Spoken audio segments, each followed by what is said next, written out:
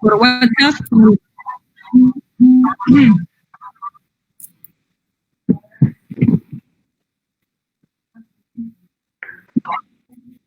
Reciban un correo saludo de la Comisión Permanente de Acceso a la Justicia de Personas en Condición de Vulnerabilidad y Justicia en tu Comunidad. Como parte del ciclo de videoconferencias que venimos realizando, en esta oportunidad nos acompañará la doctora Teresa Cárdenas, jueza especializada en familia de la Corte Superior de Justicia de Junín, docente en diversas instituciones de derecho de familia, infancia, género y violencia, y nos estará presentando el tema desafíos y perspectivas de los derechos humanos del adulto mayor en esta emergencia sanitaria. No se olviden que puedan dejarnos sus consultas en los comentarios y la doctora los responderá al terminar su exposición. Adelante, doctora. La vida es desierto y oasis. Nos derriba, nos lastima, nos enseña, pero nos convierte en protagonistas de nuestra propia historia. Del poema de Cardin de Walt Whitman. Amigos, amigas, tengan ustedes un buen día. Permítanme iniciar esta presentación para agradecer a la Comisión Permanente de Acceso a la Justicia y de Acceso a la Justicia de Personas en Condición de Vulnerabilidad y Justicia en tu Comunidad, que permite presentar este tema de desafíos, perspectivas de los derechos humanos del adulto mayor en emergencia sanitaria. También agradecer la participación de ustedes y del interés que tienen por este tema. Gracias, Cristian, por la presentación. Bien, nosotros sabemos que la propagación del COVID-19 a nivel mundial llevó no solo a que la Organización Mundial de la Salud el 31 de enero declare el estado de emergencia sanitaria internacional, sino que también ha llevado a los países a que tomen diferentes medidas, diferentes políticas. Sin embargo, muchos de ellos han coincidido con declarar el estado de emergencia, restringir el derecho al tránsito, cerrando fronteras. También ha habido medidas de aislamiento social obligatorio, cuarentena, entre otras que se vienen dictando progresivamente a fin de evitar la propagación. Esta situación ha llevado en muchas ocasiones a la restricción de los derechos que justamente se nos reconocen en la Constitución y lo reconocen los estados.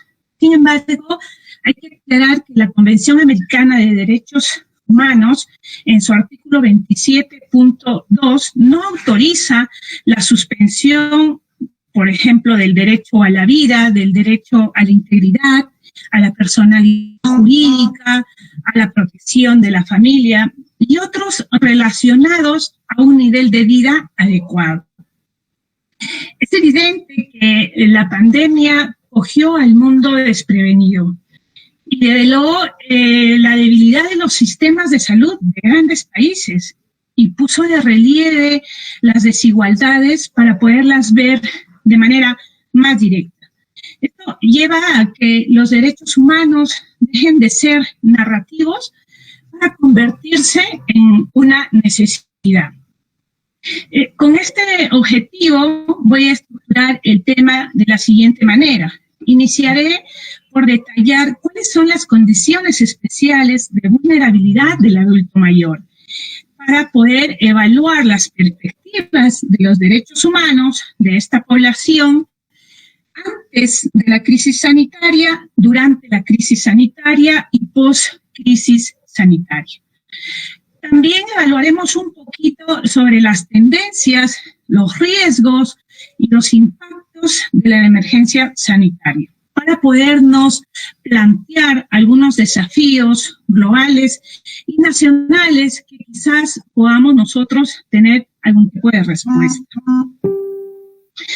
¿Cuáles son las condiciones especiales de vulnerabilidad? Todos sabemos que este grupo, ¿no es cierto?, tiene limitaciones físicas, limitaciones sensoriales, limitaciones de diversa índole, ¿no?, que lo que les pone justamente en una situación de vulnerabilidad, tal como lo expresa las 100 reglas de Brasilia. Sumadas con estas condiciones biológicas, ¿no? También cabe resaltar que este grupo de población, este colectivo, se encuentra en vulnerabilidad social. ¿Y qué entendemos por vulnerabilidad social? Esto va a ocurrir, ¿no? Porque existe desprotección de un grupo que enfrenta daños potenciales a la salud, amenazas a la satisfacción de sus necesidades y la violación a sus derechos, por no contar justamente con recursos personales, sociales y legales para poder enfrentarlos. También es necesario decir que existe una visión estereotipada y negativa de la vejez que va a subordinar a quienes la experimentan. Es obvio que las desigualdades están en las propias generaciones. Nosotros queremos de repente un poquito presentar el panorama de los derechos humanos del adulto mayor antes de la crisis sanitaria. ¿Cuál era el panorama antes de? Teníamos, como sabemos, la dependencia de la autonomía, que implicaba la limitación a la toma de decisiones. Estaba la discriminación estructural del adulto mayor en virtud a ciertos estereotipos culturales, ¿no? En los que se considera que la persona adulta mayor quizás su participación no es valiosa o se minimiza su participación, tendemos a infantilizarlos, etc. También está la violencia en sus diferentes modalidades, ¿no? El abandono, el maltrato, la violencia psicológica, la violencia física, sexual y especialmente la económica. ¿Quién no ha visto, por ejemplo, a estas personas muchas veces ser despojados de sus bienes, restringírseles de los derechos de su propiedad en uso y disfrute? Y esto muchas veces ha sido cometido por familiares, por cuidadores, por personal de instituciones que prestan salud, también personal de los bancos, etc. También está el tema del aislamiento asociado a la soledad. Y lo que también es muy marcada en esta población es que ellos se encuentran dentro de una relación de poder en la que el adulto mayor tiene un sometimiento, ¿no? Se encuentra subordinado. La falta de toma de conciencia de la realidad y de los derechos del adulto mayor también estuvo presente. Y también estuvo presente la falta de accesos de servicios de cuidado a largo plazo. Y cuando hablamos de servicios de cuidado a largo plazo, nos referimos a aquellos servicios de albergamiento que pueden hacer uso los adultos mayores. Bien, yo quiero un poquito aprovechar este pequeño espacio para poder hablar cuál es el panorama sobre la protección a nivel internacional. Cristian, por favor, si nos presentas la presentación, si tienes la presentación número 6, por favor, para poder visualizarla. Bien, ahí sí, la tenemos. Bien, la ruta de protección a nivel internacional. Fíjense ustedes que como muchos de los grupos en situación de discriminación, de desigualdad, ha costado mucho trabajo tener una cierta apertura en la comunidad internacional para el reconocimiento de los derechos. Fíjense que en 1982 recién se tuvo la primera Asamblea Mundial sobre Envejecimiento. Y han tenido que pasar 20 años, es decir, el 2002, para que se dé la segunda Asamblea Mundial sobre Envejecimiento, que tuvo como ejes temáticos fomentar la salud, el bienestar en la vejez y un entorno propicio también en la vejez. Todavía no estamos hablando de instrumentos, ni de estrategias, ni de aplicación. El año 2010, la ONU crea el Grupo de Trabajo de Composición Abierta sobre Envejecimiento, para poder hacer un diagnóstico y evaluar las estrategias para la efectividad de los derechos. Y es ya el año 2011 ¿no?, que la OEA crea el grupo de trabajo con la participación de expertos nacionales, regionales, y también con los integrantes de la sociedad civil, gubernamentales y no gubernamentales, ¿no?, para poder justamente trabajar los instrumentos universales y regionales y por fin llegar a la Convención Interamericana sobre Protección de los Derechos Humanos de las Personas Mayores, emitida el 15 de junio del año 2015. Cristian, por favor, si nos presentas la siguiente vista. La Convención Americana de Derechos Humanos, fíjense que en el ámbito de las Naciones Unidas no se ha emitido un documento, un instrumento específico relacionado a este colectivo. Es cierto que en muchos instrumentos internacionales hemos encontrado normas que hacen referencia, como el artículo 25 de la Declaración Universal de los Derechos Humanos, que hace referencia a la seguridad social en la vejez, también la observación general 6 que hizo el Comité de Derechos Económicos, Sociales y Culturales, que nos hablaba sobre la adopción de medidas específicas. También podríamos citar a CEDAW, que justo enfatizaba el derecho de las mayores a la no discriminación, ¿no? Pero no teníamos en concreto un instrumento específico, ¿no? Y es cierto que todos los seres humanos gozan de los mismos derechos. Sin embargo, lo que hizo la Convención es juntar todas estas normas que ya se habían ido dando frente a esta población para lograr un cambio en la perspectiva y en la aplicación de los derechos humanos de las personas mayores para su efectividad. En la lámina que ustedes ven ahí, yo planteo justamente 4 situaciones importantes respecto a la Convención como instrumento que nos trae como novedad. Fíjense ustedes, la Convención es importante porque parte por reconocer que la vejez es una construcción social. ¿Por qué? Porque la sociedad en su imaginario considera que la vejez es la última etapa del curso de la vida, ¿no? De ahí el temor. Y la Convención halla la respuesta de las desigualdades a este grupo etario justamente por esa construcción social. Y hace la diferencia de vejez y envejecimiento. Y el segundo punto, ¿no?, muy importante que nos presenta la Convención es que nos plantea al envejecimiento como un proceso gradual que se desarrolla durante el curso de la vida y que va a llevar a cambios biológicos, psicológicos, fisiológicos y funcionales, ¿no? Entonces, y en ese proceso gradual estamos todos, es un proceso, no es una condición. Luego la Convención, ¿no? Esto le va a permitir a la Convención hacer la perspectiva del ciclo de vida y va a introducir justamente que el envejecimiento dura toda la vida. Es decir, las acciones y omisiones que se apliquen, por ejemplo, en niño, niña, adolescente, tendrán sus efectos en la vejez. Y también nos trae el enfoque de interseccionalidad. El envejecimiento es un proceso natural que afecta a todos los seres vivos. Sin embargo, no todos envejecemos de la misma forma. Y dentro de ese proceso de envejecimiento tenemos diferentes etapas que se conjugan en diferentes dimensiones, lo que le parece a la Convención muy importante reconocerlo.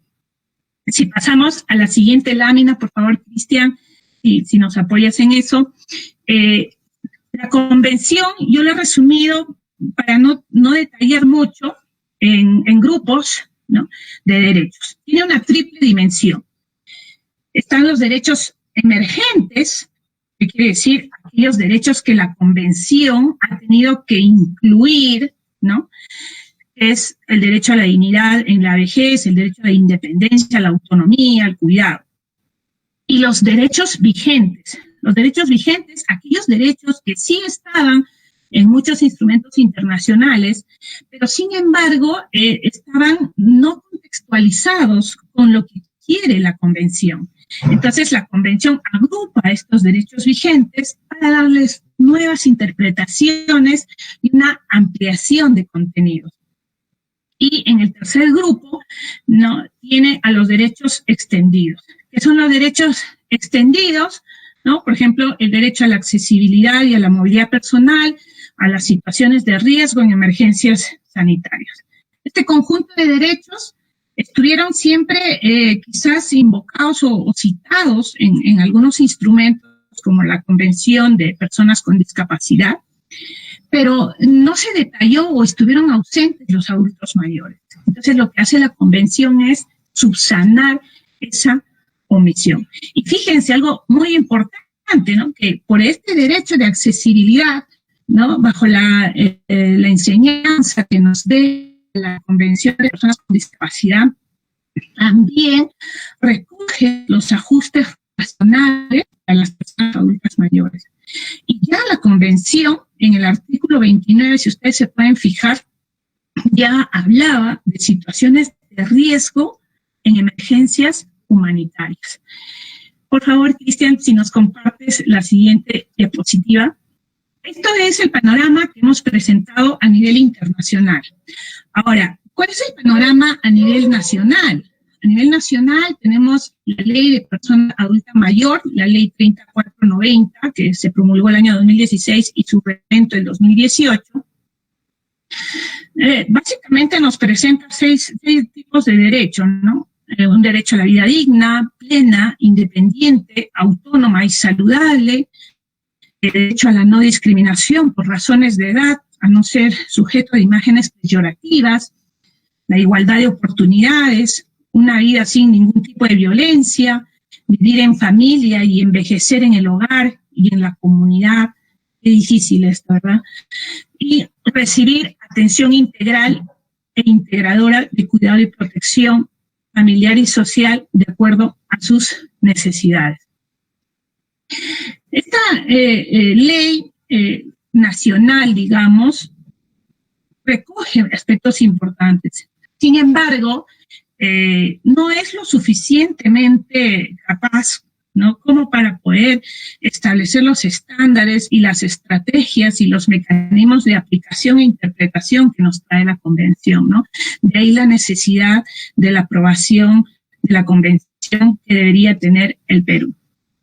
Esto, lo que teníamos, el panorama antes de la crisis. Gracias, Cristian, por la presentación. Bien, ¿qué tenemos durante la crisis, ¿no? Durante la crisis, esta crisis nos encuentra con sistemas de salud fragmentados. Y quiere decir que no todos recibimos el mismo servicio y tampoco no recibimos la misma calidad de servicio ni llega a todas las personas de la misma manera. Por eso es fragmentado. No hay cobertura. El 47% de la población no tiene acceso a seguridad social. Hay una crisis que encarniza a toda la región americana. Tenemos 58 millones de adultos mayores, ¿no? Que son a partir de 65 años y que representan el 92.2% de la población americana. Entonces, de América Latina. Entonces, ¿qué podemos nosotros decir? El virus que causa el COVID-19 infecta a las personas de todas las edades. Sin embargo, la evidencia que hasta la fecha sugiere que el riesgo de la enfermedad aumenta gradualmente con la edad a partir de los 40 años y que las personas mayores, entonces, tienen un riesgo superior a contraerla y un mayor riesgo de morir si son afectadas por el virus. Esto, por ejemplo, según el informe del MINSA al 7 de abril, 73 de los 107 casos pertenecen al grupo de personas mayores de entre 60 y 69 años. Y dentro de este grupo, el 71% son varones y el 29% son mujeres fallecidas. En este contexto, ¿qué evidenciamos? Lo más resaltante, hay mayor vulnerabilidad del contagio por la presencia y predisposición a enfermedades. Hay una estigmatización y discriminación a esta población sobre pretexto de la protección. ¿Quién no ha visto que en los establecimientos de productos, de servicios de primera necesidad se ha restringido el acceso a adultos mayores sobre pretexto de una protección? Sin embargo, nos hacemos la pregunta, ¿todos los adultos mayores viven dentro de familias? ¿O hay adultos mayores que viven solos y que necesitan proveerse a sí mismos? Está también la deficiencia en el acceso a la salud, la deficiencia de acceso a la información, la brecha digital para los adultos. Es muy considerable esto porque toda la información que puede estar brindándose, las medidas que se vienen aplicando, medidas de prevención, etcétera, están transmitiéndose a través de tecnologías de información, a las cuales muchas veces el adulto mayor no tiene acceso. Otro punto importante también es que se puede advertir que los cuidados de los adultos mayores, en su mayoría, recaen fundamentalmente en las mujeres, ¿no? Lo que hace también que se radicalicen algunas brechas de desigualdad que ya teníamos nosotros en nuestros contextos. ¿Qué tenemos nosotros en lo que viene a ser post-crisis? Post-crisis, nosotros vemos que hay tendencias, riesgos e impactos. ¿Cuáles son las tendencias que nosotros vamos a advertir hacia dónde vamos toda esta emergencia sanitaria? Es evidente que se está dando la universalización de los derechos básicos. Esto debido a que ante la demanda de igualdad y la protección de los más vulnerables, esto se puede visualizar de una manera mucho más general. Está la expansión y valoración de lo público a lo privado. El fortalecimiento, ¿no?, del derecho a la solidaridad. También está una tendencia que va a existir justamente de una ampliación del espacio político para la protección social. Y en el contexto social, el cambio en las prioridades y los valores de las personas. Todo esto consideramos que es una gran oportunidad para fortalecer la efectividad de los derechos del adulto mayor. Frente a estas tendencias, también tenemos riesgos. La pandemia del COVID-19 puede afectar gravemente la plena vigencia de los derechos humanos de la población en virtud a los riesgos que existe para la vida, para la salud, para la integridad personal. También se advierte una tentación al control social con riesgo de autoritarismo. Está el riesgo que nos puede traer el uso indispensable de la tecnología, ¿no?, que cada vez se hace más necesario, los nacionalismos, etc. Y a estos riesgos, pues, vamos a tener también los impactos. Los impactos que va a generar la pandemia van a ser impactos inmediatos, impactos a mediano plazo y a largo plazo. Los impactos van a ser diferenciados e interseccionales sobre la realización de los derechos económicos, sociales, culturales y ambientales, los derechos. Para ciertos colectivos, sobre todo, ¿no?, en situación de vulnerabilidad, como lo presenta la persona adulta mayor. Es evidente que el impacto de esta crisis sanitaria es negativo. Y lo será negativo, ¿no? Según los estudios que hizo CEPAL y que los publicó ahora en abril, es posible que después de la crisis sanitaria tengamos a más de la mitad de la población de América Latina en pobreza o en pobreza extrema, lo que dificultará aún más las posibilidades de proveer la asistencia a esta población. Entonces, sí que es necesario plantearnos desafíos, ¿no? Los desafíos que permitan efectivizar los derechos de esta población especialmente vulnerable. Podemos partir por reflexionar el alcance de algunos derechos y toma de políticas públicas a nivel mundial, regional y nacional. El replanteamiento del enfoque de derechos humanos. Es importante señalar que aquí es necesaria la adopción de políticas públicas, ¿no?, que tienen que adoptarse por los estados para prevenir eficazmente el contagio, para facilitar el diagnóstico, para hacer un tratamiento oportuno y asequible y sobre todo para priorizar la atención de la población adulta mayor, ¿no? Y que esta atención sea de manera integral y sobre todo sin discriminación, porque mucho se ha oído, ¿no?, que en muchos países, en muchos contextos, esta población ha estado sufriendo discriminación. Consideramos que los estándares de derechos humanos nos darán una vara muy importante para medir la acción y la inacción de actores claves dentro del Estado, ¿no?, para poder orientar el desarrollo que ellos tienen de sus respuestas, ¿no? Por ejemplo, nosotros nos podemos preguntar de qué manera se están garantizando las medidas de no discriminación en el servicio de salud, que es donde mayormente se está presentando. Entonces, esto de los estándares de derechos humanos van a ser muy importantes porque nos permite justamente, ¿no?, equilibrar y efectivizar algunos derechos de las personas especialmente vulnerables. Y también es un desafío justamente la participación y la cooperación que tiene que existir entre muchos grupos de la sociedad civil, organizaciones, que puedan justamente coadyuvar a los esfuerzos del Estado para poder hacer más eficaces y más oportunas las medidas que puedan irse dictando en este contexto, ¿no? Ahora, hay algunas respuestas que sí es necesario que se den, no solamente a nivel global, sino a nivel nacional.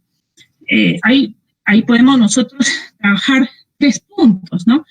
La oportunidad que tenemos para rediscutir los derechos sociales y las garantías de igualdad en la práctica, que permiten justamente dar garantías positivas a derechos vinculados a la salud, ¿no? Por ejemplo, el derecho a la salud como un derecho público e inclusivo, el derecho al cuidado visto de 2 ángulos, ¿no?, tanto del derecho a ser cuidado y como del derecho de las personas que vienen ejerciendo esa labor.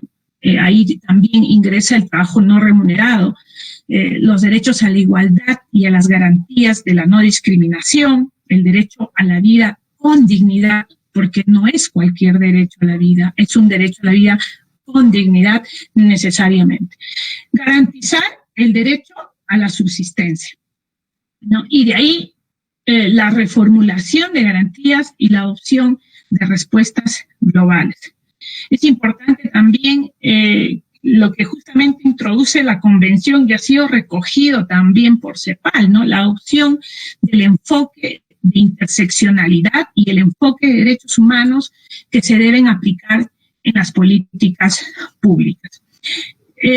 Hay un documento muy importante que es la Resolución 1/2020 que ha sacado la Relatoría de la Comisión Interamericana de Derechos Humanos. Cristian, por favor, si nos puedes poner la presentación para poder visualizar, que es justamente esta presentación que hemos tratado de resumir.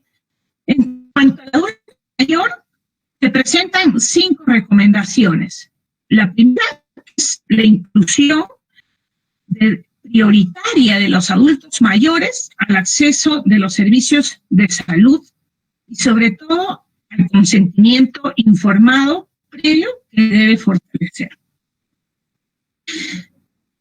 La segunda es la adopción de medidas preventivas frente a los contagios del COVID sobre todo en los lugares de larga estancia o cuidados a largo plazo, ¿no? En los que se vienen adoptando medidas y justamente tienen de cara frente a estas medidas el aislamiento familiar con el que ellos ya antes venían.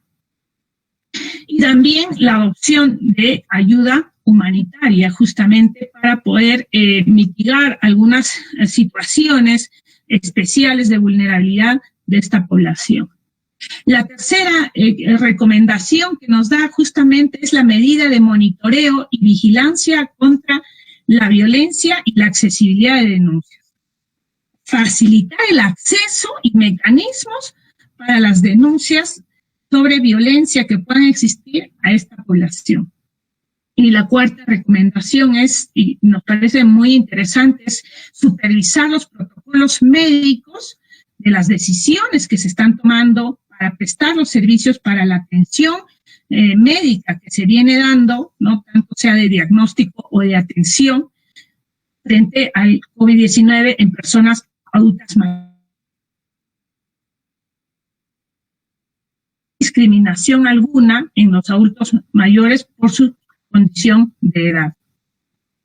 Y la quinta recomendación es justamente que exista pues un balance, ¿no?, entre la protección que se debe de tener para evitar la propagación, el contagio del COVID-19 y las necesidades que pueden estar del otro lado, ¿no?, del adulto mayor.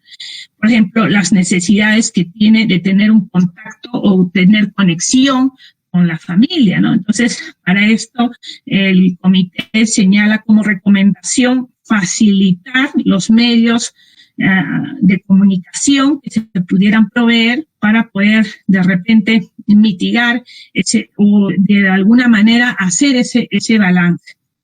Y aquí otra vez nos encontramos con la necesidad de remediar la brecha digital también que existe en esta población. Gracias, Cristian, por la presentación. Nosotros queremos terminar esta participación con algunas ideas, ¿no? Es necesario priorizar el respeto al adulto mayor, su dignidad, su independencia, su autonomía, su cuidado y sobre todo la no discriminación.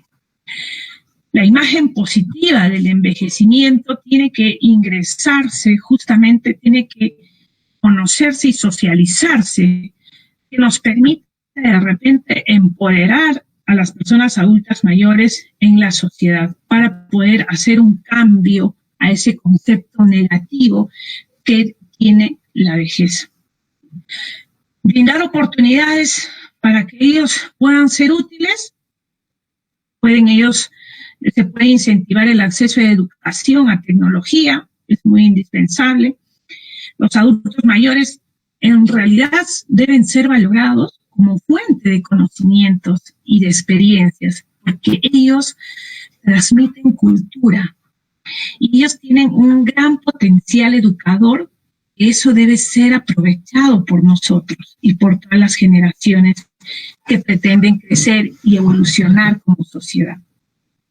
La construcción social, evidentemente, sobre la vejez tiene que cambiar y tenemos que entender al envejecimiento como un proceso y un proceso en el que nos encontramos todos. Es importante trabajar también la toma de conciencia sobre la realidad que ellos tienen y sus derechos.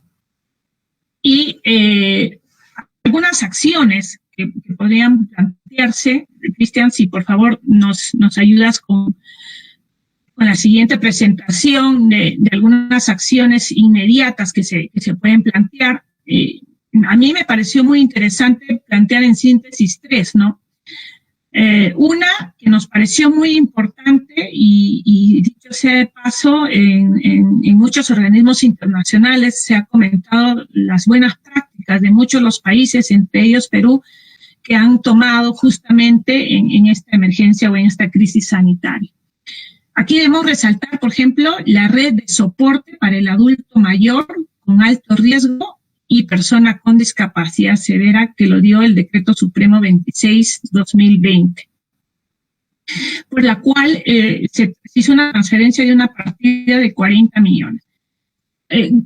¿Cuál es la novedad? Lo más resaltante dentro de todo, consideramos que esta red va a permitir la identificación y la georreferenciación de las personas adultas mayores con alto riesgo y las personas con discapacidad severa. Por lo que nosotros consideramos que esta red debe tenerse en el tiempo, es decir, se le debe dar sostenibilidad. También tenemos ya cierta red, si lo queremos llamar así, ¿no? Están los centros integrales de atención de adulto mayor, los CIAM, como espacios de apoyo integral. Ellos tienen múltiples funciones como coadyuvar la asistencia, integrar, incluir al adulto mayor dentro de muchos de los espacios educativos, psicosociales, etcétera. Sin embargo, consideramos que estos centros deben también de alguna manera fortalecerse, ¿no? que se planteen políticas de fortalecimiento que quizás permitan a los CIAM dar una atención. Por ejemplo, el apoyo que pueden ellos prestar para una asistencia jurídica o para una asistencia de repente en la designación de apoyos y salvaguardas cuando los adultos mayores lo consideren así conveniente, ¿no?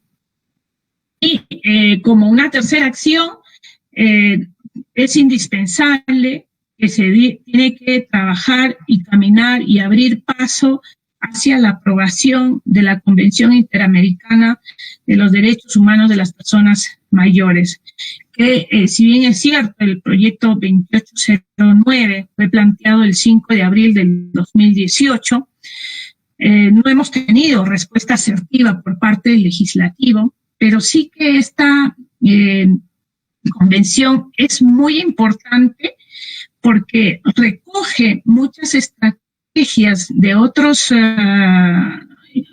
instrumentos internacionales, pero sin embargo lo importante y lo interesante de esta convención es que tiene un enfoque especial a la aplicación y la interpretación de los derechos dirigidos específicamente a esta población. Y también, ¿no?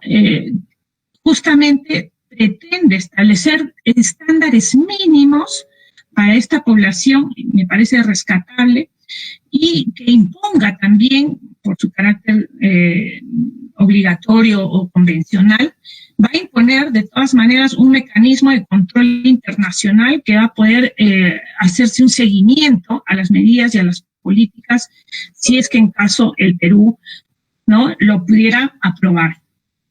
Nosotros consideramos que las políticas que se adopten hoy son las que disfrutaremos mañana. Y con ese mensaje damos por concluida la participación. Si pudiera haber algunas preguntas que de repente pudieran hacer para poderlas responder, mientras nosotros vamos haciendo algunas precisiones. Gracias, Cristian, por la presentación. Sí, aquí tenemos una pregunta, ¿no? Dice, cuando se comunica un caso de adulto mayor en situación de calle, sin familia, a la Policía Nacional, ¿qué procedimiento inmediato debería seguirse? Los adultos mayores en situación de calle son adultos en situación de abandono. Hay deficiencias en el acceso de servicios, como ya decíamos, de cuidado a largo plazo.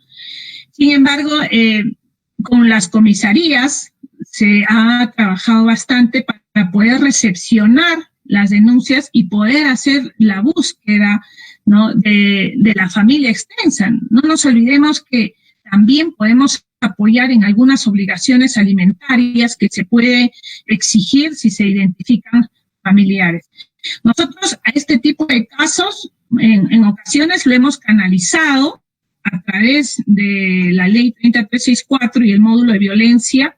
¿Por qué? Porque hemos considerado que la situación de abandono debe ser también canalizada por este sistema, porque es un tipo de violencia. El abandono no es una situación o una limitación de derechos diferente. Es un tipo de violencia y tiene que seguir la ruta que el sistema nos plantea. A ver, si encontramos otra pregunta que de repente podamos absolver, ¿qué faltaría para que los derechos humanos de los adultos mayores estén garantizados en el país? En cuanto a este tema, en realidad es honesto decirlo, hemos avanzado, hemos hecho muchas políticas, hemos hecho muchas acciones, porque estaban ahí, se han presentado para poderlas hacer, sin embargo, no es suficiente. Consideramos, nuevamente insistimos con esto, una forma de garantizar los derechos humanos de los adultos mayores es partir por reconocer, aprobar justamente esta convención que nos trae estos enfoques que están diseñados específicamente para este tipo de población. Y comentar, ¿no?, que la elaboración de esta Convención Interamericana de Derechos Humanos del Adulto Mayor no solamente ha sido construida o no solamente ha sido elaborada por abogados, por personas con formación jurídica. Han estado muchos grupos de la sociedad civil como especialistas, geriátricos, psicólogos, que han aportado mucho, porque justamente lo que se quería hacer es un instrumento que coadyuve a la aplicación y a la interpretación de estos derechos, ¿no?, pero de cara a la efectividad justamente para satisfacción de los derechos del adulto mayor. Y, a ver, si encontramos otra pregunta, aquí nos preguntan, ¿dónde pueden ser alojados los adultos mayores que son víctimas de abandono y si sería pertinente la excarcelación de adultos mayores en esta etapa de la pandemia en Perú? Bueno, los adultos mayores pueden ser alojados en diferentes instituciones que existen, sea de la beneficencia o sean de índole privado.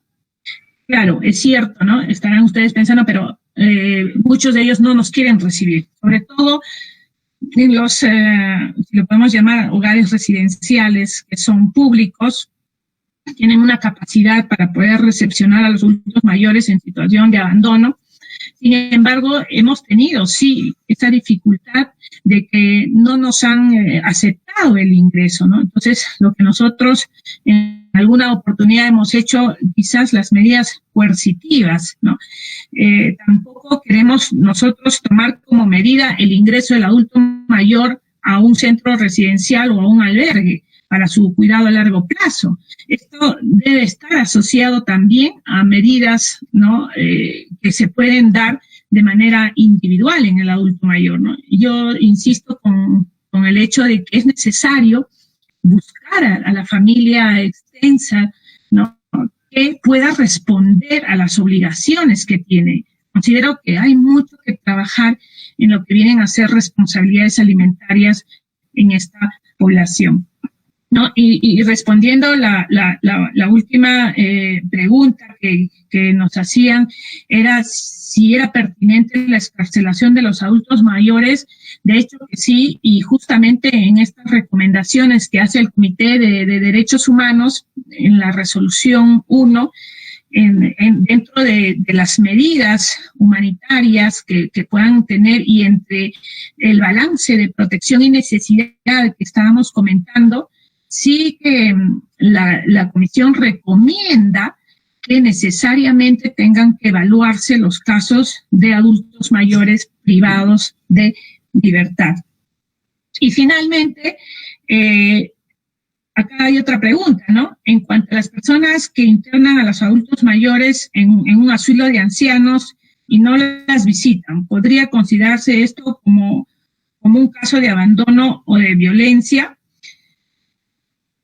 Bueno, la visita, podríamos nosotros, la falta de visita, la dejadez, la indiferencia con la que tienen que ellos lidiar día a día por parte de sus familiares, de sus seres queridos, yo considero que sería un tipo de violencia psicológica, ¿no? Que en muchos de los casos los adultos mayores no desean denunciar, no desean tampoco mencionar por el temor, ¿no? Al rechazo, al reproche familiar, pero que sí debería de todas maneras justamente trabajarse en una toma de conciencia de los familiares. ¿Por qué? Porque el tema del aislamiento familiar que ellos tienen es justamente uno de los grandes retos que tenemos pendiente por trabajar como desafío. Estuvo presente antes, está presente durante y lo estará también presente post crisis sanitaria, ¿no? Es uno de los grandes problemas que enfrenta esta población. Sin embargo, es necesario cambiar justamente esta construcción social que debe existir, ¿no? La toma de conciencia, internalizar al envejecimiento como un proceso en el que todos y todas nos encontramos. Muchas gracias. Yo me despido con una frase, ¿no? Las políticas que se adopten hoy son las que disfrutaremos nosotros mañana. Agradecer a la Comisión Permanente de Acceso a la Justicia y de Personas en Condición de Vulnerabilidad y Justicia en tu Comunidad, que nos da apertura para poder trabajar en un tema que consideramos muy relevante. Muchas gracias. Agradecemos la participación de la doctora Teresa Cárdenas. Y a ustedes los invitamos a que nos sigan el día de mañana a las 4 de la tarde con una ponencia muy interesante que tendremos con un magistrado. Muchas gracias por su participación. Hasta mañana.